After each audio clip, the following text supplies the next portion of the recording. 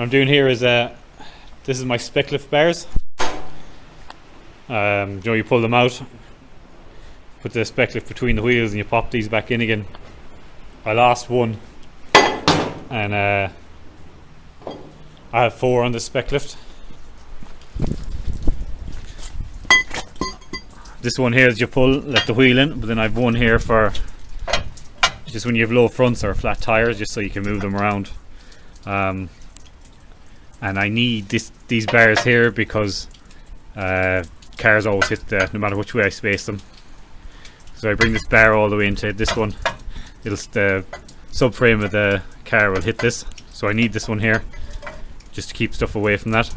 And all the spec frame bars I've ever had are around like this, so when they're in here like that, they spin. So when you're driving the car off it, the wheel will spin and spin this. And that's what happened. It spun it, and this pin flew out, I'm guessing. And then when I drove down the road, it fell out. But I never noticed on these. This is a different bar. Oh, that's not it either. What should I say?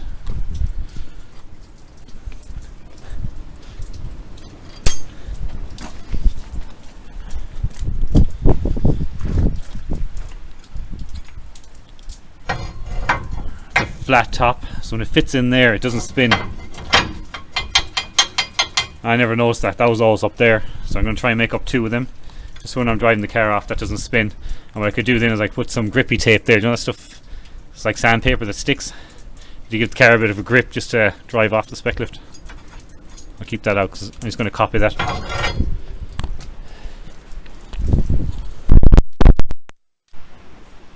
I'm drilling out holes like these big holes. I just go and I buy a good quality I can forward hole saw for that size. Lucky enough I have a 32 mil hole saw. That bar is exactly 32 mil. I have 38 there as well. So what I'll do is I'm going to drill the 32 mil and I might just file it to fit. It'll just give me a bit easier. It might just hold it on there for me weld and make it a bit easier.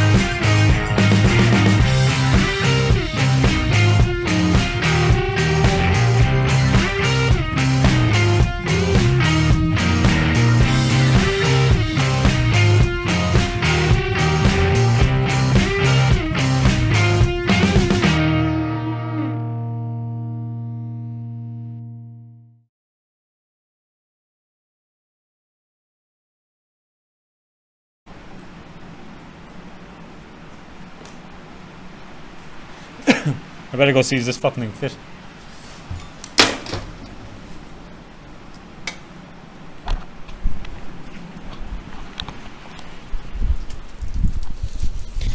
That's going upside down.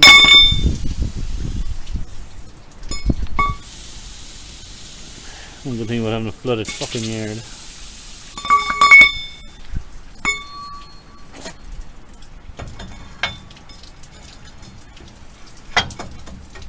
No. I'll take a bit off the bottom of it.